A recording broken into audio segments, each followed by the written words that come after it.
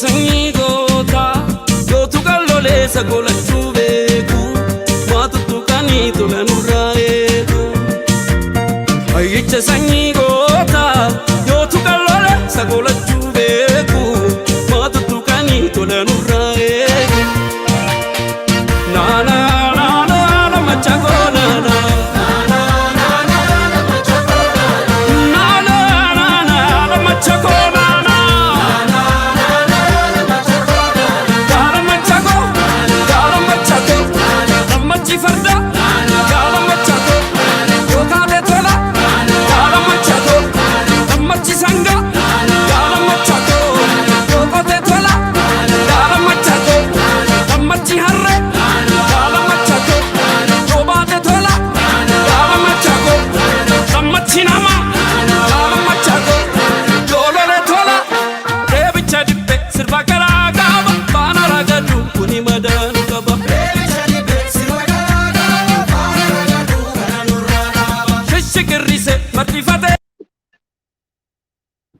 Ashama harka fuunee kabajamtoota daawwattoota Oromiyaa Miidiyaa Neetwoork nagaan keenya kabajaa bakka jirtan maratti sinaa qabu kan daawwachaa jirtan OMN irraa kan isinii dabarsaa jirru qophii keenya Faana Haqaati. Qophii keenya Faana Haqaa har'aa wajjin Inspektar Saamu'eel Ermiyaas wajjin waa'ee lola Abiy Ahmed adda waraanaa seenuudhaan loluu fi jedhamaa jiru irratti akkasumas imala waraana bilisummaa Oromoo gara Finfinneetti gochaa jiruu fi dhimma nageenya idamtoota siyaasaa Oromoo Jawaar Fa'iin wal qabatee marii kan goonu ta'a xumura qophii keenyatti nu waliin turaa isiniin jenna. Tasfaayee Aminatti ogeessa teeknikaa Amrullaa Xaayiroo wajjin ta'uudhaan kan isin biraan geenyu ta'a. Inspektar Saamu'eel Ermiyaas baga nagaan dhuftee naaf.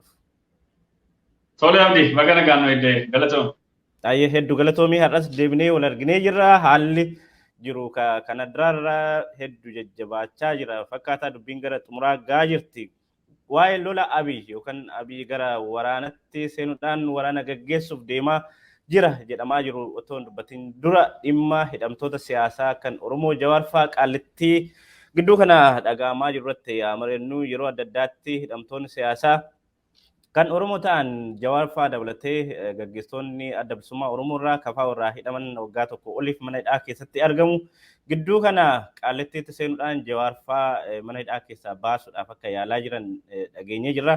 Mee akkuma waliigalaatti nageenyi hidhamtoota siyaasaa Oromoo yeroo ammaa kana maal fakkaata? Akka sabaatti akka Oromootti maal gochuu qabna? Boru Jawaar fa'aa gaafa waa ta'an hiriira bahu iyyuu bahu otoo hin ta'in har'a otoo lubbuun jiranu otoo haala isaan keessa jiran keessatti akka sabaatti akka Oromootti maal gochuu qabna waan jirutti mari'achuun barbaachisaadha waan ta'eef gara keetti fida Inspektar Saamu'eel.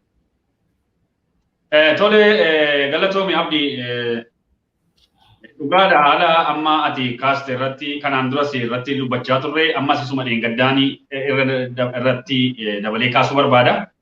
Dhimma hidhamtoota dhimma hayyoota keenya mana hidhaa keessa jiranii intarviiyuu keenya dheengaddaa irratti kaasnee turre. Yeroo baay'ee ani ergaan qabu informationii qabu hundumaa akka inni uummata qaqqabuu fi takka hin qusannee dabarsaama jirra. Namni badaa jala bu'ee wannootaa waan jiru natti fakkaatu eengadda hayyoota keenya uummati dammaqee eeguu qabaa rakkoon dhufaa jira. Agartee waan ta'uuf qabu uummataan waan nageenya hundumaa uummatatti himuun dirqama keenya waan ta'eef informationii qabullee eengadda akkuma kanaan dubbadhee jira. Ergi dheengadee kan dubbanne booddee wanti nu jenne noollee amma sochiin takka takka naannaa lafa isaanii hidhamanii jiranitti sochiin takka takka gaggeeffamaa jira waan kan biraa deemaa jira. Kana maatiinis Oromoonni hordofanii waan jiru karaa sooshaal miidiyaatiin gadhiifamaa jira jechuudha. Sanas ta'e kanas waan ofirraa qabnu waan qabatamaa malee waan dubbanneef ammas namni Oromoon wanti inni hubachuu qabu Jelma mureen itti hima ammas hayyoota keenya itti tikfannee gaariidha. Yeroo ammaa kana agartee carraan nuyi qabnu carraa tokko carrichis maanni hayyoota keenya tikfachuudha. Lammaffaa mana hidhaa keessaa baafachuudha. Maaliif yeroo ammaa kana karaa hin beekamneeni hayyooti keenya mana hidhaa keessa jiranii lubbuun isaanii karaa hin beekamneen darbuu ni danda'a. Kanaan duras dheengadda dubbadheen ture. Maaliif jarumti amma biyya keessa jirtu biyya bulchaa jirtu kuni ummati sirna kanaan dura sirna naftanyaa gaggeessitu ummati bibbee kuni hayyoota keenya dhabamsiisuu barbaadu. Maaliif akkuma kanaan dura siin jedhee ergan du'ee margin jetti harreeni akkuma jedhan sana ofii isaaniitii badaa jiru waan ta'eefi uummata keenya agartee uummata hayyoota keenya uummatii akka ija isaatiitti ilaalu keessaa namoota agartee gadda nu keessaa hin baane Oromoon yeroo hundumaa kan inni akka inni boquu caccabsatee deemu gochuudhaaf waan akkas akkasii yaalaa jiru. Kana kanaan duras yaalaniiru jalqaba irratti ta'uu hin dandeenye. Lammaffaa irratti ija Oromoo artistii keenya kabajamaa Hacaaluu Hundeessaa dhugaadha akka fokkoranitti akka dheekkamanitti hin oolle godhanii nutti agarsiisanii jiranii. Oromoonis wanti nuyi gochuu dandeenye yeroo murtaa'e piroofaayilii godhannee pirootestii takka geggeessine karaa cufnee torban booddee ji'a booddee hin dagatamee artistiin keenyas akkasumatti hafee jechuudha. Ammas inni sadaffaa wanti inni ta'aa deemu maanni hayyoota keenya hin tikfannu taanaan jala buunee hordofnu taanaan lubbuun darbuun isaanii waan hin oolledha. Kan uummati qoqqobaachuu qaba. Waan infoormeeshinii keessaa qabnu waan qabnuuf. Kana gaafan jedhu waraanni kan jara eeguu dadhabu kan Oromoodhaa dhimmamu akkuma kanaan dura ture akkuma kanaan dura jechaa ture kan Oromoo dhimmamu kan Oromoof dhaabatu kan jara bira jiru hin jiru jechuudhaaf miti. Karaan beekamneenii amma yeroo ammaa kana akkuma kanaan dura dubbachaa turre waraanni ajajni darbu karaa adda addaatiin masaraa mootummaa irraallee hin darbaa kaadiree kaabineen barbaadde waraana ajajuu hin dandeessi koomishiniin kan biraa ajajuu danda'a raayyaan ittisa biyyaa kan biraa ajajuu danda'a. Kana gidduutti walitti bu'iinsi uumamuu ni danda'a waraana gidduutti. Waraana gidduutti walitti bu'iinsi uumamu kuni lubbuu hayyoota keenyaa baraaruu hin danda'u. Daraniyyuu akka isaan gaagaaman gochuu danda'a. Maaliif akka kaleessa dhaggeeffachaa jirutti akka infoormeeshiniis qabutti waraanni kan biraan naannaa kan biraarraa jechuun Finfinnee dhumarraa kan naannaa mana murtii mana adabaa sana hin eenne kan giti hin buunee fi ofii isaaniitiin cabsanii seenuu yaalanii turanii kana gidduutti walitti bu'iinsi uumamee ture poolisoota mana hidhaa sana eeganii waliin jechuudha. Kanaafuu rakkoon akkasii bal'atee deemuu ni danda'a. Boris waan dhufuudha. Lammaffaa dhukaasa hin jirree fi jeequmsa hin taane uumanii akka isaan lubbuun darbanis gochuu hin danda'u. Eegee kana godhanii booddee akkuma kanaan dura maqaa baasanii amma nutti dhoobaa jiran kana yookaan shaneedha yookaan juntaadha yookaan maaloodha jedhanii karaa hin beekamneen seenanii rakkoo akkasii mana adabaa irratti geggeessaniiru. Boombiin akkasii darbatameera jedhanii kaayyoo akkasiillee akka isaan of harkaa qaban uummati kanaan quba qabaachuu qaba. Wanti deemaa jiru waliigalatti waan gaarii miti. Namni yoo hin danda'a ta'ee ammaa ka'ee osoo isaan lubbuudhaan jiranii mootummaa fuuldura mootummaa maaliif jiraa miti fuuldura dhaabbatee yeroo dhumaa kanarratti yeroo ofiifuu mootummaan kanaan harkaa badee ijitti jaamaa jiru kanarratti akka nu uummata keenya of harkaa hin dhabne uummati bakka jiru inni ala jirus inni keessa jirus wal duukaa ta'ee waan danda'u hayyoota keenya mana hidhaatti hin baafatu taanaan achuma keessatti tiksuu duwwaan bu'aa waan qabu natti hin fakkaatu. Maaliif tarkaanfiin fudhatamuuf jiru boombiin karaa alaatiin darbamuu hin danda'ama. Loltuun leenjii sana fudhatee dhaqee tarkaanfii akkasii karaa tooftaa loltummaatiin tarkaanfii akkasii fudhatee deebi'uu hin danda'a karaa salphaadhaan. Kana gidduutti hayyoota keenya dhabna. Ergi kana ta'e booddee amma yoo agartee jiraatte naannaa Finfinnee bakka hundumaa keessatti uummata jeequudhaaf jecha boombiin bakka akkasitti argamee rasaasii bakka akkasitti argamee hidhamee argamee kosii keessatti argamee waan akkasii uummata jeequudhaaf wanti deddeemaa jiru jira. Kanaan wal qabatee boris nama akkasii fuudhee darbatee tarkaanfii akkasiitu mana hidhaa irratti fudhatame jedhanii afaan meeffatanii silaa soba itti beeku afaan beekan sanaan gadi ba'anii uummata keenya kijibuuf jedhu. Kanaafuu waan qabnu of harkatti qabaannee ciccinee hayyoota keenya yoo irraan tikfanne borii Oromoon waan qabu of harkaa dhaba waan ta'eef akkuma kanaan duraa agartee gaddaa jiraachuutu dhufa yeroo Hayilee Fidaa fa'aa dhabnes yeroo Taaddasee Birruu fa'aa dhabnes akkuma kana uummati gaddaama hafe agarraa seenaa isaanii kaasne gaddaama jirra. Isa fagoo maa deemna kaleessa gaafa Hacaaluu Hundeessaa dhabne gidduu sana waan Oromoon ta'e Oromootu beeka. Namni boo'ellee waan dhiisu hin turre ture. Namni manatti illee galee waan nyaatu hin turre ture. Hacaaluu galaafataniitu balaa Hacaaluutiin mana maatii isaa keessa nama meeqa akka inni dhume quba qabna Oromiyaa keessaa naannaa qeerroof qarreen 300 ol akka inni ajjeefame sirriitti beenna kumaatamaan kan lakkaan sababa sanaan mana hidhaa irra jiru jechuudha. Akkasittiin ammallee booliis wanti ta'uuf jedhu piroofaayilii jijjiirrachuuf kan hafeen ala ifa walitti muun gaariidha jedheeni yoon xinnoo asaan keenyan tolleellee dhiifama jechuun barbaada. Garuu dhugaan jiru kana piroofaayilii jijjiirrachuun kan hafeen ala ergii uummata kana lubbuudhaan dhabne wanti nu goonu tokkollee hin jiru. Oromoon amma dammaquun yeroo ofirkaa qabu kana wacciisee dura dhaabbatee ayyoota isaa mana hidhaati funyaan qabee gadi baafachuu. Kanaan achi rakkoon deemaa jiru waan cimaadha. Inspektor Samuel dhimma kanarratti ammas irra deebi'ee akka gaafattis haa ta'u akka yaadachiisatti seensi gaafachaa uummata keenyas yaadachiisuun barbaada. Keessumaa bara uummanni keenya sirna wayyaanatiin lolaa ture keessatti gara dhumaarratti hayyoonni Oromoo gaggeessonni Oromoo hedduun hidhaa turan. Profeesar Mararaa Guddinaa fa'aa dabalatee obbo Baqqalaa Garbaa namoonni hedduu Oromoo public figure warri ta'an siyaasa Oromoo keessatti keessumaa biyya keessa taa'uudhaan qabsoo warri gaggeessaa turan baay'een isaanii hidhaa turan. Sochii jabaa hawaasni Oromoo qeerroo fi qarreen yeroo sana taasisaa turan Profeesar Mararaan faallee kan hidhaadhaan baasee qeerroo fi qarree Oromooti jechaa turan. Egaan yeroo kana sirni sun yeroo dadhabaa deemaa jirutti kufaa yerootti caasaan mootummaa diigamee jira. Waraanni mootummaa akka yeroo duraan jiru akka waggaa har'aan jiru akka waggaa lamaan har'aan jiru. Haalli hedduu yeroo ammaa kanatti caasaan mootummaa diigamee jira. Iddoo baay'eetti diigamee jira ammas diigamutti jira laafadha. Waraanni mootummaa poolisii Oromiyaa dabalatee akka duraan jiran waan hedduun jijjiiramutti jira atattamaan. Haa ta'u garuu Jawaar fa'aa baraaruu qaba. Uummanni keenya ija Jawaar fa'aa irraa buqqifachuu hin qabu. Qaallitti irraa buqqifachuu hin qabu jedhee dubbatama yeroo baay'ee qabatamaadhaan garuu maal gochuu qabna waan jedhu irratti dubbachuun barbaachisaadha. Akkuma kaleessa Profeesar Mararaa fa'aa mana hidhaadhaa baasan uummanni keenya akkuma kaleessa Baqqalaa Garbaa fa'aa mana hidhaadhaa yeroo sana baasanii har'as uummanni keenya yoo gamtaadhaan ka'ee qabsaa'ee sochii fincila gabrummaa kaasee Jawaar fa'aa wanti hidhaadhaa hin baafneef hin jiru. Kanaaf qabatamaadhaan uummanni keenya maal gochuu qaba kan darbe irraallee maal baranna kan yeroo Profeesar Mararaa mana hidhaadhaa ba'an Baqqalaan fa'aa hidhamtoonni siyaasaa ol baanaa Leellisaa fa'aa dabalatee namoonni hedduu hidhaa turan. Har'as ija Oromoo kan ta'an gaggeessonni Oromoo mana hidhaa keessatti lubbuu isaaniitiif sodaa guddaa keessa jira uummanni kun. Kanaaf maal gochuu qabna yeroo kana keessatti maaltu ta'uu qaba qarree Oromoo irraa qeerroo Oromoo irraa hawaasa Oromoo bal'aa irraa maaltu eegama ariifachiisadhaan. Tole abdi gaariidha. Maaltu jira seete akkuma sila kaaste wanti kanaan dura ture yeroo sirna wayyaanii keessa yeroo fincila diddaa garbummaa sana keessa dhugaadha hayyooti keenya baay'inni isaanii mana hidhaa turanii humna qeerrootiif qarreetiin mana hidhaatii gadhiifamanii jiran. Mootummaan yeroo sana ture mootummaan Ihaadig jaallateen kan hidhamtoota mana keessaa mana hidhaatii gadi fuudhee gadhiise kokkee qabameeti. Yeroo sana kokkee qabameeti. Dhuma jila gaafa ga'u akkatti biyyi socho'ee Oromiyaan akkatti Oromoo bakka hundumaatii wacee ka'ee wal duukaa dhaabbate hayyoota isaa mana hidhaatii gadhiisise kana Oromoon quba qaba.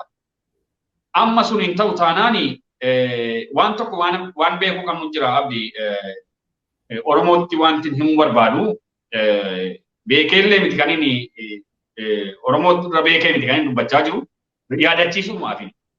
Kaleessa haalli Jawaar fa'aan mana hidhaatti qabamanii mana hidhaa galanii eenyuun akka inni ta'e Oromoon waan dagatu natti hin fakkaatu. Sirni nafxanyaa sirni amma biyya alaatii galee biyya dhuunfatee jiru biyya alaa keessas taa'ee protestii tokko irratti akkuma kanaan dura miidiyaa irraa argaa turretti Jawaar nuufa hidhamuu Jawaar ajjeefamuu afaan isaaniitiin gadi ba'anii jedhanii jiran. Mootummaan sana tarkaanfii fudhachuudhaaf ajjeessuu yaalee hin turre. Oromoon kana hundumaa waan dagatanitti fakkaatan. Maaliif kana jechuun barbaade wanta akka illee jiru waan ta'eef. Yeroo ammaa yeroo akkasittiin biyyi muddamtee jirtu kanatti namni hayyoota isaa qabsaa'ota isaa gatee callisee taa'uun waan irraa eegamu. Kanaafuu ifa walitti himuun gaariidha.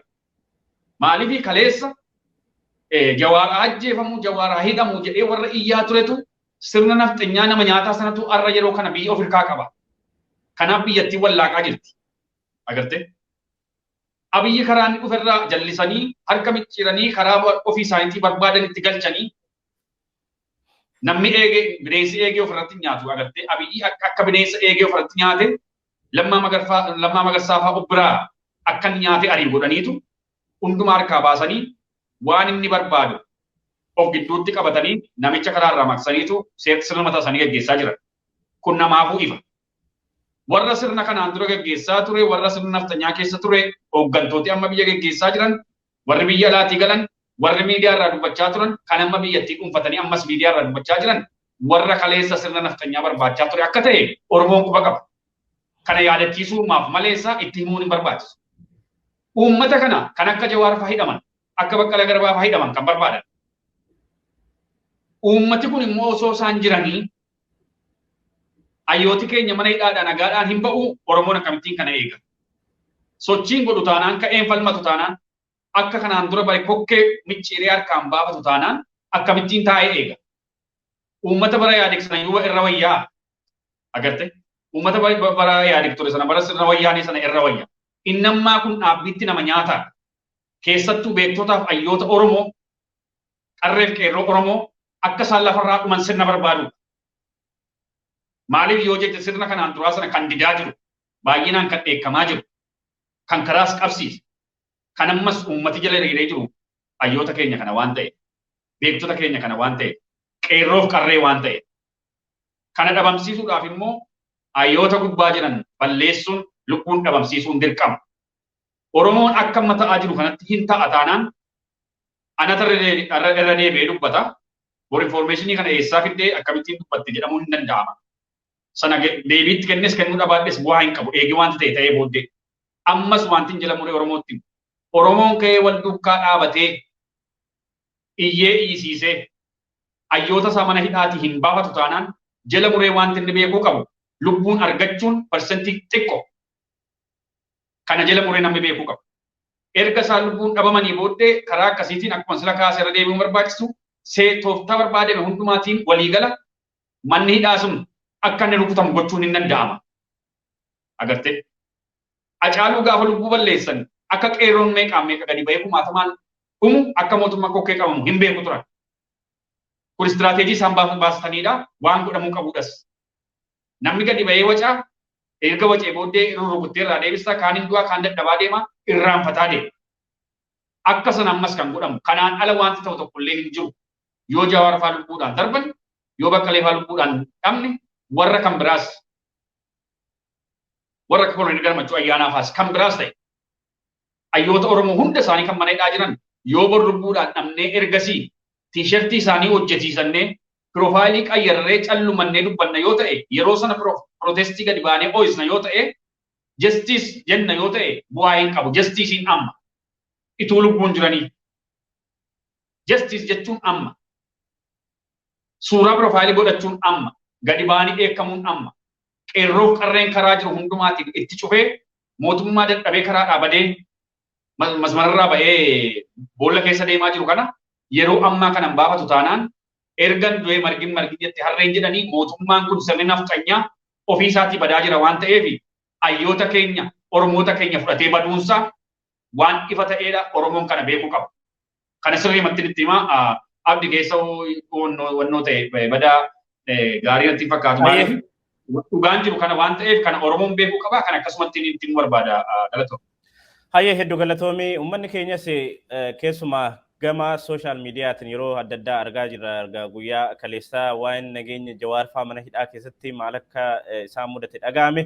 Kanaaf uummanni keenya maal gochuu qabna? Akkamiin Jawaar fa'aa mana hidhaatti baasuu dandeenya waan jedhu irratti egaa nutis hayyoota Oromoo mariisisaa jirra. Mariin keenya itti fufaa keessumaa fincila bara 2014 hanga 2018 fincila gabrummaa diddaa gabrummaa taasisuudhaan hayyoota Oromoo yeroo sana mana hidhaa jiran mana hidhaatti baasuun danda'ameera. Ammas hayyoota Oromoo qaalii gaggeessitoota Oromoo kan ta'an egeree Oromoo fi Oromiyaa kan ta'an hayyoota Oromoo mana hidhaa keessatti yeroo ammaa kana nageenyi isaanii yaaddoo guddaa keessa jiru. Uummanni keenya mana keessatti galee mana keessatti ciisee ilaaluun hedduu rakkisaadha. Kanaaf namuu waan gochuu qabu akka godhu uummanni Oromoo keessumaa qeerroo fi qarreen Oromoo ta'anii akka hin laalle anis abdiin qaba kanumatti dabaluu barbaadanii gara mata duree keenyatti aanutti dabarra. Abiy Ahmed guyyaa kaleessaa adda waraanaa seenuudhaanii gaggeessummaadhaan waraana akka gaggeessuu fi qaaman akka irratti hirmaatu dubbatee ture. Yeroo ammaa kana sa'a ammaa kana suuraan tokko tokko maxxanfamaa jira argaa jirra. Namoonni baay'een yaada garaagaraa kennaa turanii suuraa kaa'uudhaaf kan deemedha. Gariin immoo uummanni kana dura waan jalaa gara waraanaa kanatti makamuu didee fi uummata sochoosuudhaan karaa dabballee isaaniitiin namoota beekamoo fayyadamuudhaan uummata gara waraanatti oofee uummata ficcisiisuudha kan jedhantu jira. Egaa ilaalcha garaagaraatu jira. Inspektar lola abii gara waraanaa deemuudhaaf dubbatamaa jiru kana ammallee suuraa tokko tokko argaa jirra. Akkamitti argite maaltu kana dugda duuba jira sitti fakkaata gaatti nama waraana ture icciitii waraanaa nama sirriitti beekudha. Maaltu dugda duuba jira sitti fakkaata akkamiin argite tika? Tole abdi agartee kuni maaltu jira seete mootummaan bilxiginnaa amma biyya keessa jiru kuni waan gochu lola amma biyyattii keessatti deemaa jiru kanaaf waan gochuu danda'u hundumaa yaalee ture. Yaaleera waan amma danda'u takkaa rafee hin bulle. Kitetis jedheera, zimetis jedheera, kitet jechuun itti galchee jechuudha. Kitetiin kun naan galu beektaa. Kitatti Amaariffaan waan ta'eef Oromoffaan hin ta'u itti galchee jechuudha. Itti galchiis waamee, zimetiis waamee, maalis waamee yaaleera amma danda'u hundumaa yaaleera. Ta'uu hin dandeenye. Qeerroof qarreen Oromoo baay'inaan mana waraanaa sana seenanii kaan dhaqee achitti irbaata allaattii ta'ee hafe kun ijoollee hiyyeessaati yeroo hundumaarra deddeebi'een kaasa. Dhaqee irbaata allaattii ta'ee bineensi nyaatee achitti hafe kan lubbuun hafee dhaqee harka kenne immoo kunoo miidiyaan jaraa akka inni itti dabarsaa jiru argaa jirra. Bakkee keessa naqanii akka isaan itti dabarsaa jiran argaa jirra. Abiyyi amma carraan inni qabu carraa dhumaati.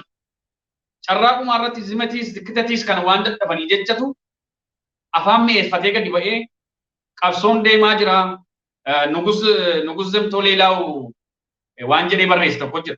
Nugus Zemtolee Laawu waliin qabataan waan maal jedhanii waan isaan amruun lannu agarsiisuu danda'a. Yaa kun kana Nugus Zemtoo beeti miqamate lam. Nugus agartee kuni tokkoffaa sirna akaakayyuun abbootiin isaaniitti fayyadamaa turan sirna nafxeenyaa kanaan dura biyyattii keessatti Oromootti duulchitaa ba'anii akka isaaniitti itti fayyadamaa turanii sanuma waliigallisaa sanuma koppii godhanii beektaa. Sana koppii godhaniiti kanaan dura sirna nafxeenyaa biyyattii keessatti uumame ittiin biyya Oromoo ficciisaa ture. Wanti inni gochaa tures akka inni itti uummata Oromiyaarraa walitti sassaabee dhaqee Adwaa irratti duulchisee kabaja dhoowwachiisee ni beekna. Fakkeenyuma sanaan ammas inni kun kan inni gadi ba'ee Nugus Zemtolee Laawu miqamate illee maal kun tapha wanti ta'uu qabu wanti uummati beekuu qabu kan dhaqee qabame kan humnaan gowwoomsamee mana waraanaa seene jira. Akkuma kanaan dura jenne inni gaafa dhaqee rasaasa tokko dhaggeeffate rasaasa tokko otoo dhukaasin meeshaa guutuudhaan harka kennanii mootummaa naannoo Tigraayitti seenanii jiran. Amma namni lolu hin jiru. Lola gaafa lolchiistu immoo lolli hin jabaata taanaan humna boodaa kan jedhamu jira. Yawaalaa Dajen waan jedhamu jira. Humni booddeedhaa si gargaaru hin jiru taanaan lola fuulduraa gaafa seentu lolli fuulduraa waraanni dadhabaa deemaa amma barbaade hamoosii amma barbaade amoomisi yoonni mo'amaa deemes humna booddeedhaa si barbaachisa. Humna booddeedhaa tolchuudhaa fi amma yeroo ammaa kana namni seenaa jiru hin jiru. Yaalanii jiran. Baay'inaan warra kanaan dura mana waraanaa keessaa ari'an, warra mana waraanaa keessaa galan, warra dadhaban, waraana dargii, jaarsolii gadi guuraniitu akka hidhataatti leenjisanii mana waraanaatti ergaa jiru amma yeroo ammaa kana. Kana hundumaa dadhabeen wanti jiru maanni afaan isaa dhadhaa dibatee akkuma kanaan dura beeku sanaan amma gadi ba'ee qabsootti deemaan jira waan ta'eef duukaa bu'uudha.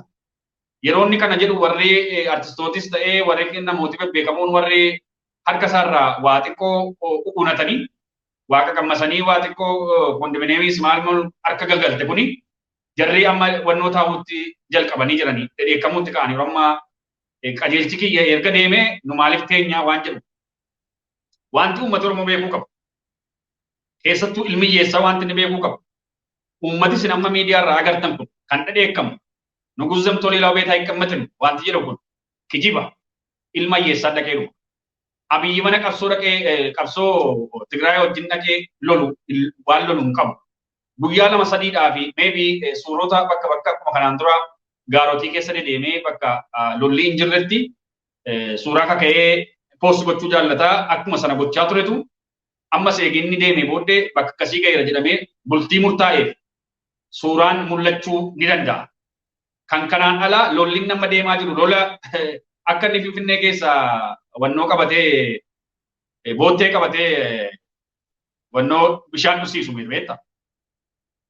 Agartee biqiltuu akkatti bishaan dhusiisan miti lola laqanii loluu jechuuni akkatti boottee oofanii galgala mandara keessa biqiltuu bishaan dhusiisan miti quba qaba waan ta'eef yeroo sana yoo loluu dhabaates yoo opereetarii reediyoo ture yoo loluu dhabaates yeroo baay'ee opereetarii reediyoo uummata akka inni informationii kana qabaatuuf opereetariin reediyoo yeroo hundumaa namni reediyoo irra hojjetu anis carraa sana yeroo murtaa'ee fi wannoota hin ture qajeelcha biratti kan inni hafu qajeelcha biraatu ergaa dabarsa waan ta'eef gara booddeeti kan inni taa'u yeroo baay'ee qajeelchi gurguddaan isa dhiisiiti kan biyya bulchu dhiisi qajeelchumti warri gurguddaan kan poolisiis jedhi koomishinariis jedhi warri koloneel maal maalis jedhi qabsoo hin seenan booddee dhaabataniitu kan isaan ilma hiyyeessaa fuulduratti dhiiban warra qabsoo seenanii warra gosaan Oromoo ta'e kunoo booji'amanii naannaa Tigraayitti argaa jiru.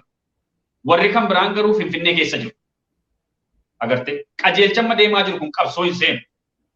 Dargaggeessi Oromoo kana quba qabaachuu qaba. Warri miidiyaa irraa maddu dubbatanis artistootas ta'e uummatoota beekamoos ta'e kan isaan amma sooshaal miidiyaa irraa dubbachaa jiran kun lola dhaqanii hin lolan. Ilma hiyyeessaa dhaqee dhuma sana jalaa adabadhaa hin dhaggeeffatina. Ergaan dabarsuu danda'u kanuma. Ni kijibaa biyyi lola deemaan jiru bultii murtaa'eef eegeetti mul'atee booddee inni lola asii gadi wannoo keessa jiru kana deemee abiyyi nagaadhaan ol hin deemne. Biyyaa baduuf yaadu. Wanti inni gochaa jiru biyyaa baduudhaaf. Asii ol dhaqee hin deebi'a taanaan innuu agartee wanti inni itti deemaa jiru. Asii ol amma dhaqee hin deebi'a taanaan yeroo dhumaatiin namni isa amanu yoo hin jiru. Lolee lolchiisuu dhaqaa jira waan ta'eef. Dhaqee du'uu hin barbaadu. Advaanteejii inni qabu yeroo miidiyaa irraa bachuudhaaf. Yeroo murtaa'eef suuraa bultii murtaa'eef eegii poostii godhanii booddee suuraan isa eegii miidiyaa kanarra deemee lafa dirree lolaa jira jedhanii booddee inni achumaan qaxxaamuree goda Eertiraa lafa soddaa isaatti galuuf abbaa isaa bira deemuuf. Dhaqee Isaayyaasitti galuudhaaf kan uummatii quba qabaachuu qaba. Wanti inni asii dabarsu lolli dhaqee lolu tokkollee hin jiru achii miliqee Eertiraa galee yoo biyyattiin inimmaatti ta'ee wanti haga agartee magaa kokkee qabamee jira qabsoon dho'ee ol siqee amma funyaan jala gahee jira waan ta'eef akka koloneel Mangistuu xiyyaaraan bade akkan jedhamne tooftaa kana uummateetu lola lolchiisuun deema jedhee achirraan godhee karaa naannoo Amaaraatiin cabsee naannaa Eertiraatti galuudhaaf abi. Achi dhaqee miidiyaa irraa badee namni barbaade yookaan hin du'e jedha yookaan qabsoorra jira jedha akkasittiin aga uummati dhumutti. Kanaan dura taphaa akaakoliinsaa taphachaa turan. Akkuma Haile Sillaaseenis biyyattii dhiisee gatee badee ergii biyyattiin wannoo gonfattee booddee gad deebi'ee dhufe. Tapha akkasii taphachuudhaaf jarri kanaan ilmi hiyyeessaa dhaqee baduu hin qabu. Keessattuu qarreen Oromoo ijoolleen hiyyeessaa na dhaggeeffadhaa. Dhaqanii dhumuu hin qabdani wanti tokkoffaa wanti si ilaallatu hin jiru. Lammaffaa wanti nu galchu tokkollee hin jiru. Yoo wanti nu ilaallatu jiraate Oromiyaa kan Oromoo gochuu. Yoo wanti nu ilaallatu jiraate hayyoota keenya mana hidhaa keessaa baafachuu. Yoo wanti nu ilaallatu jiraate Oromiyaa keessatti firiidem wannoo mataa keenyaa qabaanne akka barbaanne ta'uudha. Sana osoo hin danda'in biyya ormaa dhattee kanatti duultu eenyuudhaaf? Maal gochuuf? Kabaja isa kamiin argachuuf? Ijoollee hiyyeessaa dhaqanii dhuman kana galatoomi namni jedheen jira. Hirmii baafadhu mucaan kee du'eera namni jedheen jira. Kunoo reefoo allaattiin nyaataa jira awwaalchallee hin qabu. Jarri nama kabajaallee qabdu miti hin awwaalan. Akkasittiin bira darbaa jiranii. Booji'amtoota Oromoo ijoollee Oromoo gaafa isaan kunoo Tigraay keessaa dubbatan dhagaa jirtu. Jeneraalli Makkilaaqiyaa gadi ba'ee baacaa dabalee footoshooppiidha akka inni jedhe sana. Ijoollee Oromiffaan Tigraay keessa teessee bu'uus siyaasa sanatti dhuguma footoshooppiidha. Hin deeminaa. Abiyyiin hordofina. Abiyyi carraa dhumaa qaba carraan hin dhumaa ofii isaatii masaraa mootummaa keessaa baay'ee jedhameeraanii achii socho'uu qaba waan dhufaa jiru waan beeku. Gad darbee Eertiraa galuuf namichi. Carraa takka kan biraa takka illee hin qabu. Biyya dhaqu tokko illee hin qabu. Kanaan dura sirriitti deebii kaasaan ture. Namni isa fudhatu illee hin jiru. Kaadireef kaabineen biyya keessa jirtu kan PP bakka awwaalchallee argattu kanaan dura jedheera amma sirran deebi'a. Jarri godinoota keessaa illee bakka jiran illee agartee gara Finfinneetti dhufuuf jennaan dhowwamaa jiru. Achumatti du'aa badaa malees akka kottiin keessan Finfinnee hin gallee jedhamaniitu dhowwamaa jiru. Agartee jarris kana ta'aa jiru. Qajeelchi isaanii Abiyyi Ahmedis karaa kanaan badaa jira. Kanaafuu uummati keenya kanarraa kana hubachuu qaba. Abiyyi waan dhaqee lolee lolchiisu hin qabu. Lubbuutu dhufee kokkeetti galee jira. yeroo dhumaa kanarratti carraanni qabu dhugaadhaa ittiin faradamu kana gochuu qaba. Namni loluu hin danda'amne waan ta'eef akkas jedhee sobee uummata keenya ficcisiisee ofii isaatii karaan tolleen gadi bahee ollaa dhaqee taa'uuf eegii qabsoon qabbanaa'e eegii wanta ta'e booddee asii ol deebi'uudhaaf sun waan hin taanedha ni beeka. Carraanni qabu dhaqee Eertiraa taa'uudhaa kana mijeeffachaa jira infoormeeshinii kan biraas qaqqabnaa wanta takka wanti inni dursee muuf godhee jijjiiraa qabatamaan agas mara miidiyaatti illee wannoo ta'uu dhabaanne amma wanta takka wanti inni dursee mijeesse jira biyya gadhiisee bahuudhaaf akka inni ture akka inni kanaaf deemaa jiru wanti jedhamu jira. Sana qulqulleeffannee infoormeeshinii gahaa ta'e konfirme gaafa goone gadi baanee uummata dubbachuu dandeenya. Kana fakkaata. Tol hedduu galatoome Inspektar Saamu'eel Ermiyaas. Mee gara qabxii keenyatti aanutti dabara kanumaan kan wal qabatu gama biraatiin waraanni Abiy Ahmed baay'een isaanii ajjeefamaniiru baay'een booji'ameera. Waraana xiqqoo hafte wajjin akka loluuf deemaa jirudha Abiy Ahmed kan amma dhaga'amu. Gara biraatiin waraanni bilisummaa Oromoo Bobo yookaan Oolaa akkasumas waraanni Tigraay TDF haga Shawaa Roobitti darbuun gara Dabra Biraanitti akka dhiyaachaa jiranidha. Kan dhaga'amaa jiru gama biraatiin Oromiyaa keessatti sochiin waraana bilisummaa Oromoo hedduu jabaachaa jira. Imala gara Finfinnee akkuma itti fufanitti kan jiru. Gama kanaatiin haalli waraana bilisummaa Oromoo keessa jiruu fi akkasumas tumsi uummata Oromoo maal ta'uu qaba keessumaa haala amma jiru kana keessatti Abiy Ahmed propaganda miidiyaadhaan wal qabatee yeroo ammaa kana namuu waa'ee isaatii kana odeessaa jiru. Gama biraatiin garuu waraana bilisummaa Oromoo sochii jajjabaa taasisaa jira. Waraana mootummaa wajjin kokkee wal qabee iddoo baay'eetti injifannoo adda addaa galmeessaa jira. Gama kanaan hawaasni keenya akkamiin waraana bilisummaa Oromoo wajjin tumsuudhaan imala isaa gara Finfinneetti waraana bilisummaa Oromoo taasisaa jiru. Manni keenya akkamiin maddii dhaabbachuu qaba. Bifa ariifachiisaa ta'een akkuma waraana TDF fi waraana bilisummaa Oromoo karaa kaabatiin sochii taasisaa jiran karaa Oromiyaa keessatti sochiin jiru jabaatee akka itti fufu yeroo gabaabaa keessatti hawaasni bal'aa wajjin ta'ee injifannoodhaan akka goolabamuu fi Oromoo hundarraa maaltu eegama Inspektar? Tole galatoomii Abdii agartee akkuma tamma jetteessi wanti amma Woboon wanti inni hojjechaa jiru namuu quba qaba. Lola biyyattii keessatti deemaa jiru. Baay'inaan uummatni Oromoo kana beeka waan ta'eef yaadachi irra deebisnee mo'annoo goona. Sochiin biyya keessa jiru kanaan dura daran waan namatti toludha. Shanee jedhanii shaneen 50 ta'ee 50irraa 100 galee 100irraa 5,000 ta'ee 5,000 fi 500 dabalee waraanni bilisummaa Oromoo baay'inaan Oromiyaa keessa akka inni baay'atee deemaa jiru. Akka inni Oromiyaa to'achaa jiru kana fira miti diinni dubbachaa jira jechuudha. Agartee akkuma uummatni hundumtuu quba qabu yeroo ammaa kana naannoo Oromiyaa keessa godinoota baay'inaan to'annoo adda bilisummaa Oromoo jala seenanii jiranii. Akkuma beekamu Walloo keessattis wannoo mataa isaanii bulchiisa mataa isaanii uummatanii yeroo ammaa kana waraana adda bilisummaa Oromooti kan naannaa sana bulchaa jiru. Walloo qofa osoo hin ta'in karaa lixaanis ta'ee karaa ba'aanis bakka baay'eetti Wallagga keessas ta'ee karaa Booranaas karaa eessaanu bakka baay'ee yeroo ammaa kana miidiyaa irratti mul'achaa jira. Qajeeltotii waraana bilisummaa Oromoo yeroo isaan waraana walitti qabanii uummata walitti qabanii mari'achiisan tola miidiyaa irra deemaa jira. Sirriitti mul'achaa jira. Waraanni akka kanaan duraalee rakkina hin qabu hidhannoo guutuu qaba. Sochii cimaadhaan humna cimaadhaan itti deemaa jira. Bakka baay'ee to'achaa jira. Kanaafuu lola amma deemaa jiru kanaan karaa Wallootiin wal qabatee waraana TDF wajjin wal qabatee waraana adda bilisummaa Oromoo waloodhaan wal ta'ee diina isaa kokkee qabaa jira. Akkuma beekamu ol siqee lolli dhufee Finfinnee jala ga'aa jira. Shawaa Roobitiin qaqqabanii itti aanee wanti ta'uu jedhuunuma ta'a. Karaa sanaan karaa kanaanis deemamaa jira. Godinoota karaa hundumaatiinis sochiin akkuma kanaan sochii wal fakkaatuutu deemaa jira. Bakka baay'ee to'annoo isaanii jala oolchanii jiranii waraanni adda bilisummaa Oromoo wanti hin kijibamne wanti dhugaan sirriitti lafa qabatee baay'atee leenjisee hidhachiisee lola cimaarra jira.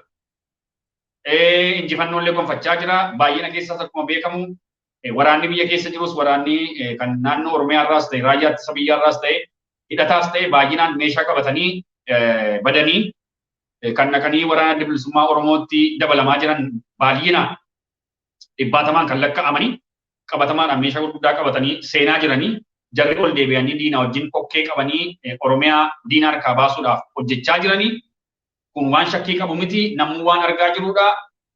Waan ifatti bakka bakka godinoota godinaa irratti gadi ba'amee miidiyaadhaan uummata walitti qabamee mari'achiisamaa jirudha. Kaadiree fi kaabineen PP gara godaa jirtu bakka irraa baddee jirti. Namni wannoo mataa isaatii uummachaa jira. Bakka baay'ee waraana kan bulchaa jiru kana namuu qaba qabaa jechuudha. Amma sana irratti dubbachuu osoo hin ta'in uummati keenya wanti inni gochuu qabu akkuma kanaan dura kaasne waa lama waa sadii. Irran deebi ammas yoo hin danda'a ta'e waraana Oromoo waraana WBO wajjin makamee lolu.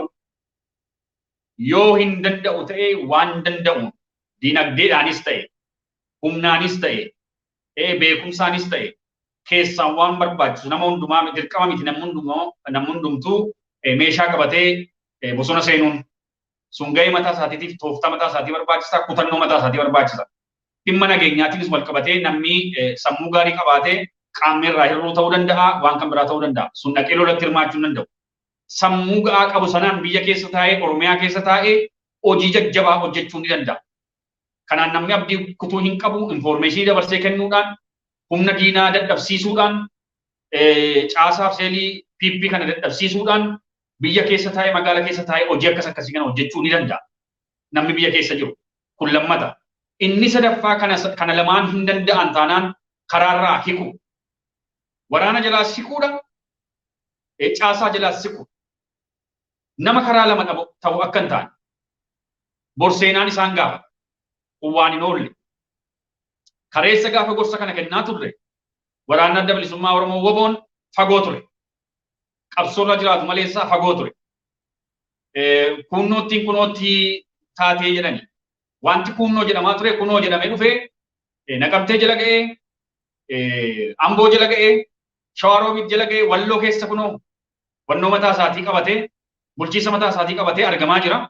Kun waan footooshooppii miti. Arsii keessa Harargee keessallee akkasuma waraanni bilisummaa Oromoo. Arsii keessattillee Harargee keessattillee eegeettan dhufa jedhanii Arsii keessattillee Harargee keessattillee akkasumaan bal'inaan waraanni kanaan dura agartee uummata goomsanii by the way wanti asirratti namni beekuu qabu wanti asirratti ergaa dabarsuu barbaadu kanaan dura OPDO'n agartee akka seenitti Oromoo adda babaastee wannoo gochaa turte yeroo baay'ee sirna wayyaanee tenna yeroo baay'ee sirna naftanyaa tenna uummatuma keenya yeroo baay'ee kan naftanyaa ta'e Oromoo fichisiisaa jiru akkuma kanaan dura jechaa ture lammata irrattis agartee seelii diriirsanii uummata gara Arsii jiruu fi Harargee keessa jiru Shawaa keessa jiru Wallagga keessa jiru addaan qooduudhaan Abiyyi ofuma isaatii irraa jalqabe ofuma isaatii afaan baasee dubbate yoo nannaqee Wallaggatti du'e maal akka deemuuf ta'u waan jedhe uummata quba qaba yeroo itti fudhatu sana.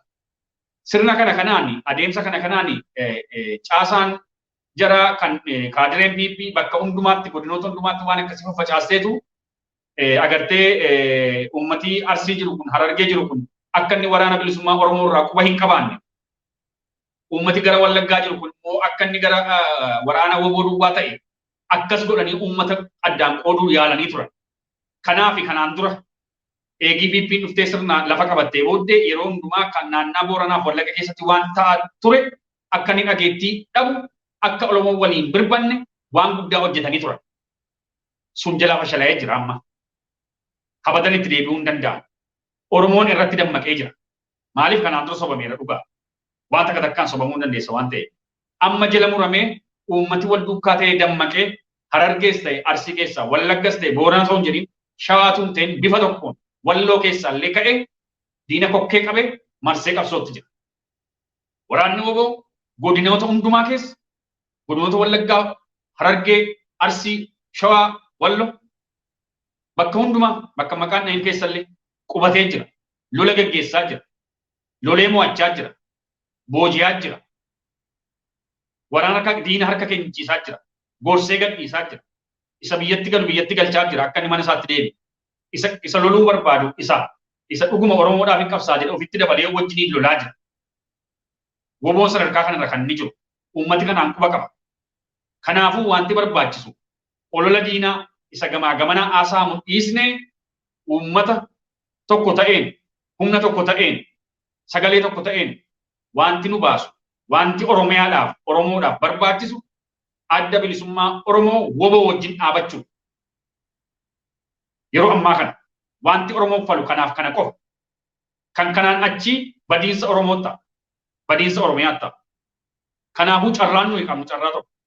Innis waraana qabna waan ta'eef, waraanni WBO bosona keessa jira waan ta'eef, waraana Oromoo waan ta'eef, namni waan qabuun, yaada qabuun, beekumsa qabuun, dinagdeedhaan gargaarsa waan barbaachisu hundumaa karaa danda'uun waraana keenya bira dhaabbachuu qaba. Waraana adda bilisummaa Oromoo WBO bira dhaabbachuu qaba. Carraan jiru tokkoof tokko kana akkasittiin yoo hin deema ta'e, akkasittiin yoo sochoo ta'e, fuulduratti bilisummaa barbaanne ifa kanaan dura barbaanne sana harkatti galfachuudhaafi wanti haga kanaan dura kunnootti jechaa turre hin jiru kunoo taateetti waan ta'eef yeroo salphaa gidduutti Oromiyaan harka diinaa jala baatee Oromoo jalatti deebitee Oromoodhaan bulfamtii kan jedhudha kaayyoon jiru. Kanaafuu uummata akkasittiin sadarkaa kanaan waan danda'u hundumaatiin waraana WBO duukaa dhaabachuu qaba kan hin jedhu qaba. Hayyee hedduu galatoome Inspektar Saamu'eel Ermiyaas dhaamsa jabaan nu dabarsite mee dhumarratti egaan yeroo adda addaatti keessumaa erga waraanni Abiy Ahmed gara waraanatti seenee waggaa tokko darbee jira yeroo kana keessatti dhaamsa jajjabaa poolisoota Oromiyaatiif dabarsaa turte milishoota Oromiyaatiif dhaamsatti dabarsaa turteen milishoonni poolisoonni Oromiyaa keessumaa Oromiyaa Special Force warra jedhaman lakkoofsa hedduun waamicha atillee dabarsaa turteen hayyoonni Oromoo fi uummanni Oromoo walumaa gala waamicha dabarsaa turaniin poolisoonni Oromiyaa gara 15,000 ol ka ta'anii waraana bilisummaa Oromootti makamanii qabsoo sabaa gaggeessaa akka jiranidha kan hubannoon haga amma qabnu. Haa ta'u garuu dhaamsa keessumaa atilee poolisii turte poolisii federaalaa akkasumas tika mootummaa turte waan ati dubbattu ergaatti dabarsitu kana yeroo adda addaatti poolisoonni Oromiyaa irraa biyya keessaa uummanni keenya bal'aan akka dhaggeeffatanii karaa adda addaatiin odeeffannoo argadheen jira. Kanaaf ammallee poolisoonni Oromiyaa keessatti kan argaman jiru Oromiyaa Special Force yeroo kana keessumaa bara Oromoo protestii poolisoonni Oromiyaa lakkoofsan hedduu ta'an qabsoo sabaa wajjin dhaabatanii gara uummataa goruun gara Oromoo protest qeerroo fi qarree dhaabbachuudhaan qabsoo uummataatti makamanii turan dhumarratti jechuudha. Kanaaf ammas yeroo dhumaarra geenyee jira sirni kun jaalannee isaa otoo hin jaalatin sirni kun jiguun hin oolu yeroo dheeraa yoo waan fixuu miti yeroo gabaabaa keessatti sirni kun akka kufu akka jijjiiramu kun waan wallama gaafachiisu miti. Haa ta'u garuu yeroo kana keessatti poolisoonni Oromiyaa Special Force fi poolisiin Oromiyaa akkasumas milishoonni gara uummataa akka goranii qabsoo uummanni Oromoo gaggeessu cinaa akka dhaabbatanii fi dhaamsi ati isaaniif dabarsitu yoo jiraate kanuma yeroo adda addaarra dabarsaa turte amma immoo yeroon isaa yeroo dhumaa waan ta'eef jala murtee gadi qabdee dhaamsa jajjabaa akka poolisoota Oromiyaatiif dabarsitu asumaan waamicha akka gootu carraasii kennaan Inspektar. Tole abdii galatoomi waanuma kanaan dura jechaa turreedha dhugaadha wanta ati kaastee sirriitti irratti hojjechaa jirra dhaamsa ergaa dabarsineefii jirra ergaa sana hordofanii baay'inaan kumaatamaan lakkaa'aman meeshaa guutuudhaan waraanatti dabalamanii yeroo ammaa kana bosona keessa seenanii Oromoodhaaf Oromiyaadhaaf lolaa jiru waan kabajaa qabu yoo du'an illee du'u isaanii kan bareedu kan kabajaa argatu akkasittiin qabsoorra kan jiran sirriitti qabnaa waamicha gooneefii jirra keessaanis qunnamaa jirra warra achi seenan qofa osoo hin ta'inii wanti uummatii quba qabaachuu qabu kan akka isaan hin deemne dhowwin illee jira. Maaliif seete waan hundumaa mana kophaatti gattee wannoon taatu waan ta'eef waan keessa jiru waan keessa deemaa jiru quba qabaachuudhaa fi information isaanii argachuudhaaf waraana keessaa qabaachuun dirqama. Kana gaafan jedhu yeroo baay'ee gaafan asirratti dabarsu maaliif information akkasii gadi ba'aa maaliif himamaa wanti jedhu tokko tokko haala soora koomantiitiinis argaan jira namootni akka gaafatanis jiru. Wanti kana dubbadhuu fi akka uummati beeku yeroo tokkoffaa yeroo dhumaati. Lammaffaa wanti isaan irra ga'an tokkollee hin jiru. Sirriitti gadi jabeessinee hojjenne waan ta'eef waan inni asirratti dubbachaa jiru kana akka inni mana keessa jiru akka inni waraana naannoo Oromiyaa keessa jiru mootummaan quba qaba. Adda baasuu hin dandeenye. Akka isaan adda hin baasne gooneeti sirriitti irratti hojjenne waan ta'eef jechuudha. Kan akka namni quba qabaatu. Waraana keessaas qabna, alaas qabna kan hin jedhee kanaan dura dubbachaa ture, kan Oromiyaa keessa jiru sadarkaa qajeelcharraa ka'ee, kan kaleessa waliin turre, kan na qajeelchaa turan, kan naan qajeelfamaa turan, baay'inaan mana waraanaa keessa jiru. Oromiyaa keessa jiru amma yeroo ammaa. Kan raayyaa ittisa biyyaa keessa kan jirus jira, federaala keessas kan jiru jira. Bakka qabnu qabna. Waan qabnuun kan inni akkasittiin gadi baasee akka uummanni quba qabuu fi dubbachaa jiru. Kan akkasittiin uummanni quba qabaachuu qaba. dhugaadha waan ta'eef. Lammaffaa warroota kunoo kaadireetii fi kaabinee biltiginnaa bakka bakka jiranii jala bubuute hedduu keessaas ijoollee qabna. Wanti dhufu tokkollee hin jiru. Kan akkasitiin akkuma namni quba qabaatu. Agartee guyyaatti barbaachise meeshaan hin naannaa taanaan meeshaan naanneffamuu qaba taanaan inuma naannaa. Wanta malee nama sodaachisu tokkollee hin qabu hin jiru jechuudha. Waraana keessaa qabna waan ta'eef. Sadarkaa sanatti qabna. Gubbaadhaa kee goodaatti waraanni jira. Kaan immoo kan loluu barbaadu kan keessaa mufate. Kan hin barbaannu keessan ta'e jedhee akka inni deemee waraanatti dabalamu gochaa jirra. Dhaqanii lolaa jiru. Wobootti dabalamanii Oromiyaadhaaf lolaa jiru. Keessaas ta'anii hojii hojjechaa jiru. Keessattis akka turan hin barbaanne waan ta'eef keessa tursinee jirra. Sana yeroon gaafa ga'e yeroon bilisaa gaafa dhufte gaafa bilisa baane uummataa gadi baasnee abaloo jennee tokko lamaan tarreessinee dubbannaa jechuudha. Inspektari asirratti dabaluu kan barbaadu yeroo ammaa kana waraana bilisummaa Oromoo fuuldura dhaabbatanii lola kan gaggeessaa jiran keessumaa baay'inaanii warra Oromiyaa Special Force warra jedhaman kana humna addaa poolisoota Oromiyaati. Baay'een isaanii madaa'anii ajjeefamanii gara maatii isaaniitti kaan immoo reenfi isaaniiyyuu kan bosona keessatti badaa jiru. Baay'een isaanii ilmaan hiyyeessaa poolisii humna addaa Oromiyaa warra jedhaman kana. Poolisoota humna addaa Oromiyaa kanaa fi baay'een isaanii akkuma atuu jettee otoo hin beekin otoo hin jaalatin gariin dirqamanii gariin immoo hubannoo siyaasa biyya sanaa dhabuudhaan gara waraanatti dabalamuudhaan ilmaan Oromoo woboo fuuldura dhaabbatanii yeroo baay'ee ajjeefamanii du'a hin taane du'aa jiru jechuudha. Kanaaf har'allee ijoollee kanaa fi warra otoo hin beekin yookaan hubannoo hin qabaatin warri Oromiyaa Special Force kun yoo ofii isaanii dhaga'uu baatanii maatiin isaanii ni dhaga'u, firri isaanii ni dhaga'u. Karaa adda addaatiin ergaa dabarsuu fi danda'u jira kanaaf. Har'a warri woboo fuuldura dhaabbata waraanni Itoophiyaa hin jiru. Kan amma jirtu waraana Oromiyaa keessa Oromiyaa Special Force warra jedhamtu kana. Kanaaf isaanii fi dhaamsa dabarsuun barbaachisaadha gara qabsoo uummataatti akka makamanii fi atilleen akka dhaamsa nu dabarsitu barbaanna inspektor. Tuma dabaluu fi waan ati jechaa jirtu irratti. Tole yaada gaarii dhugaadha. Maaliif yoo jettee akka tamma jette agartee uummatii yoollee bakka bakkatti waraanni intarneetii fayyadamuu hin danda'u.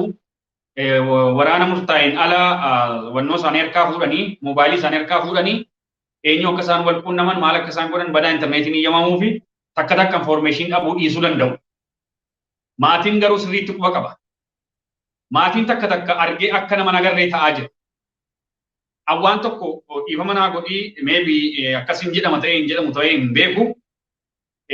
Uummatii qeerroof qarreen ijoolleen hiyyeessa Oromiyaa keessattis ta'e lola kaabaa lola naannoo Tigraayis dhaqanii kan dhuman hin deeminaatu jennu dhaqanii kan dhuman maatiin isaanii kan quba qabu. Jarri garuu kan intarneetii hin qabne bilbilatu hin qabaatin ituu informationii hin qabaatin mana keessa duwwaadhaa gadi qabamanii mana leenjiitii darbaa dabarsa deemanii biyya ormaatti hafan borgaafa reeffi mana nama takka lakkaa'e waan uummati jechuun jiruun wannoo ta'u na cinqabeetta. Akkatti baay'ee nama gaddisiisa. Namni dhumee jira. Baay'inaan dhumee jira abdi. Baay'inaan waraanni dhumee jira. Baay'inaan allaattiin nyaate reeffallee hin awwaallatu. Bakka dhaqanii hirmii baafatanillee hin qaban. Borgaruu wallakkaa'ee hiriyaan keessaa amma namootii amma booji'amanii naannoo Tigraay jiran ijoolleen Oromoo namoota isaan biraa du'e 10 ta'u 5 ta'u hin beeku. Namoota tokkorraa gaafachuudhaan akkasittiin adda baasuun ni danda'ama. Haga danda'ames information of hirkaa qaba. Kanaan duras dubbadheen ture. Garuu nuyi warra mardoo himu miti. Akka uummati ijoollee isaa hin ergine gadi baanee dubbachaa jirra. Mucaan kee du'eera jennee akkamittiin gadi baanee mardoo himu. Namni maaliif mucaa isaa hin tikfatu? Namni maaliif ijoollee isaatti himu? Mana tokko keessaa ijoollee obbolaa lama. Itoophiyaa kamtu bade? Itoophiyaa kamiin deebisuudhaaf kan inni dhaqee biyya ormaatti dhaqee dhufu? Mana keessa obbolaan sadii gaafa isaan gadi ba'anii baay'ee nama gaddisiisa beektaa? Baay'ee waan garaa nama nyaatu. Haadhaaf abbaan ollaan maaliif caljedhee laata? Borsadan isaanii tuudhaaf hin mardoon mana tokko keessatti ijoolleen sadii bakka takkatti dhumatan jedhamee gaafa himame maal jechuuf jenna? Maal arguuf jenna? Kun immoo waan hin oolleedha. Dhiifama naa godhaa waan hin oollee. Jaallannes jibbines waraana dhaqee bakka hundumaa naannoo Oromiyaa keessattis ta'e, naannoo Tigraayittis ta'e, naannoo Amaaraa keessattis ta'e kan dhaqee dhume kana hundumaa gadi ba'anii dubbachuun dirqama ta'a gaafa yeroon isaa ga'e hinuma dubban. Inni ofii isaatiin of dubbisa waan ta'e. Ijoolleen lubbuun jiran irraa dhageenya waan ta'e. Yeroo sana maatiin maal jedha? Amma cal jedhee taa'e. Kana maatiidhaaf ergaa kaa'uu barbaada. Amma qabattu anaan booddee dhiyyee mankaraaruun bu'aa hin qabu. kun tokko. Isa lammataa waraana tamma jettee fi uummata special force naannoo Oromiyaa keessa jiru kana qajeelcharraa ka'ee haga godaatti quba qabna. Hunduma isaanii miti amma yeroo takka takka naannoo Oromiyaa keessatti sochii deemaa jiru dhimma Shawaa Lixaa keessatti wal qabatee naannoo kan biraa keessatti amma dhumaatii gidduu kana deemaa jiru kana ati informationii qabda. Sanaan wal qabatee ijoolleen kaatee dhedheekkamtee turte manuma waraanaa keessa kan jirtu akkamittiin kun taa jedhanii dhedheekkamanii turanii warra dhedheekkame sana atattamaan akka tarkaanfiin irratti fudhatamu godhame akka isaanii dhamanii kan godhame. Kanaafuu waan isin dhaga'amu miira keessan dhossaa hobsaati gadi ta'aa kan jedhu ergaan nuyi dabarsinee fi eekkamsuudhaan ka'ee agartee namni tokko dhaqee nama lama sadii galaafachuu ni danda'a. Naannaa sana irratti tarkaanfii wayii fudhachuu danda'a. Sun waan bilisa nama baasu miti. Mariidhaan wal duukaa ta'uudhaan qajeelfama fudhachuudhaan yoo ta'e ala callumadhanii miiratti dhaga'ameen wannoo keessa seenanii dhaqanii tarkaanfii akkasii fudhachuun illee gaarii miti. Garuu ijoolleen horiite, ijoolleen dheekkamte, ijoollee Oromummaan itti dhaga'ame, ijoolleen Oromoon maaliif ajjeefama biyya abbaa irratti kan jiru dheekkame baay'eetu jira.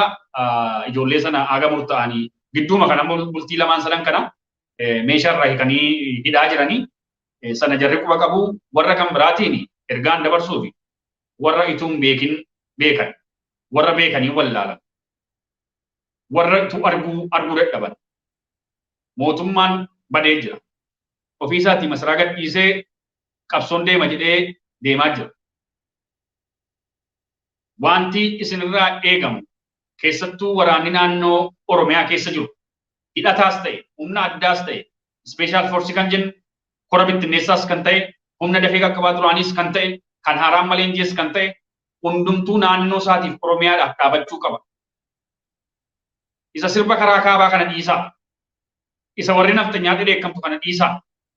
Oromiyaa yoo hirkaan qabnu isa waan Itoophiyaa jettanii uummata naftanyaa hordoftanii dhattanii lubbuu keessan dabarsitan dhiisaa. Sana hordoftanii waan uummata Oromoo miitan dhiisaa. Uummata Oromoo miidhina. Tarkaanfiin ta'an irratti fudhatina. Uummata keessan irratti, saba keessan irratti garaan jabaatina. Bor godina tokko keessa yoo ta'uu dhawaatte illee godina tokko baatee godina tokko naannoo Oromiyaa dhatta. Bakka afaan Oromoo dubbattee jiraatu. Kaan afaan hin beektan waan ta'eef biyya Oromaa irratti kadhattee illee jiraachuu hin dandeessu. Namni si galchuu hin jiru. Maaliif bakka itti si gaafatu waan ta'eef namni Oromoo taatee biyya kan biraa naannoo kan biraa ta'e kadhattee illee jiraachuudhaaf hin dandeessu. Baagiraawundii qoratu waan ta'eef Oromiyaa godina tokkorraa godina tokkotti kanatti deemtu. Kanaafuu uummata irratti tarkaanfii fudhatina. Uummata irratti garaa hin jabaatina.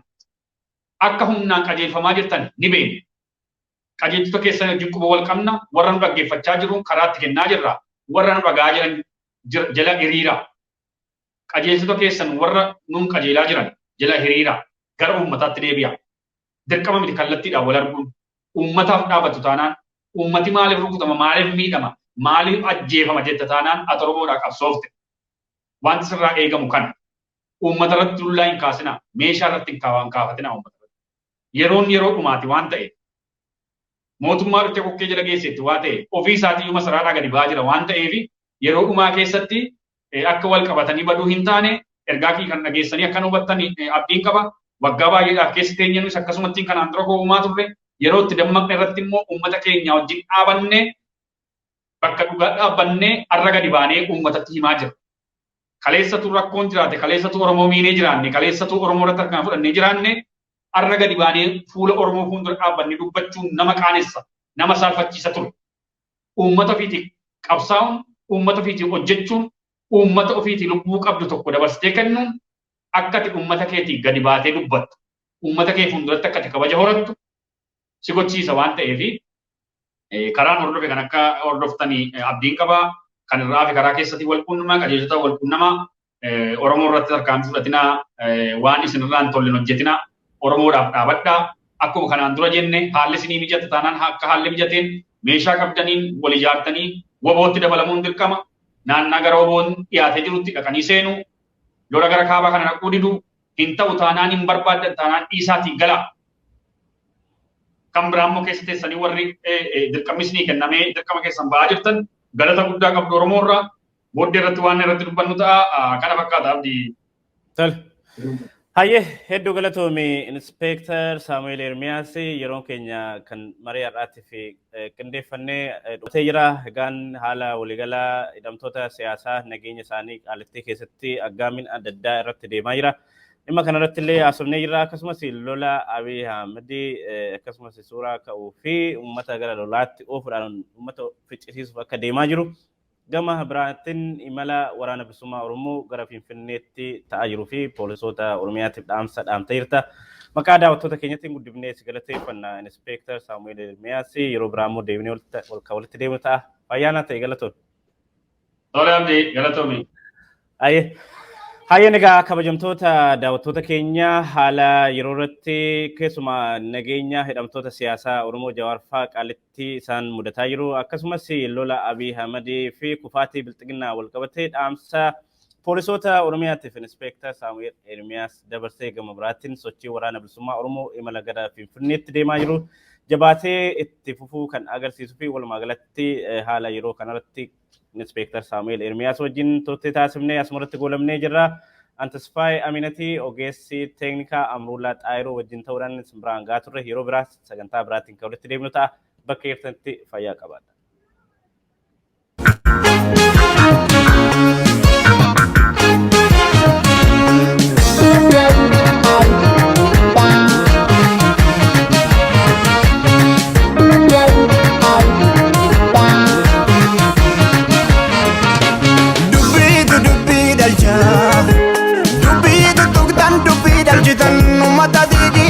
Galjitan kan dhugaaf dhiigaa turetu har'asaan galfanne ati ilmoo bobbaafatte nagaa jira jettee keessi ishee boqonnaan arganne dubbiitu dubbii dalcha dubbiitu tuqtan dubbii dalchitan uummata dhiigii keessa galchitan kan dhugaaf dhiigaa turetu har'asaan galfanne ati ilmoo bobbaafatte nagaa jira jettee keessi ishee boqonnaan arganne.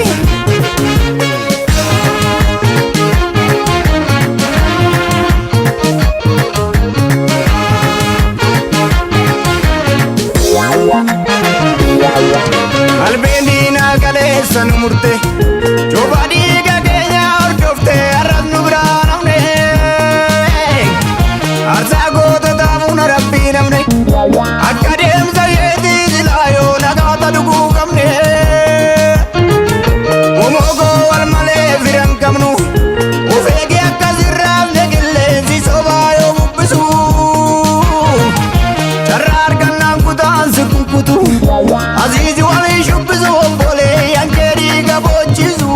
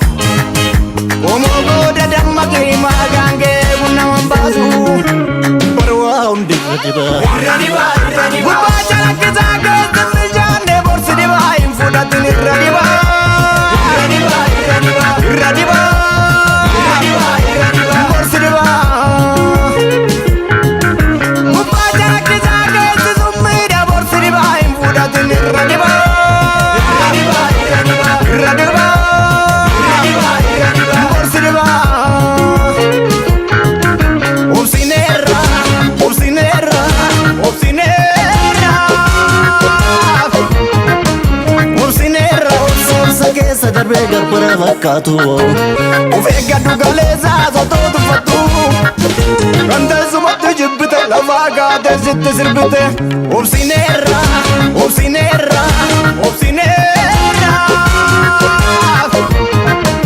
obsineerra obsa keessa darbee gabbara fakkaatu of eeggadhu galeessaa sotoo tuffattu kan teessumatti jibbite lafaa kaatee sitti sirbite barwa.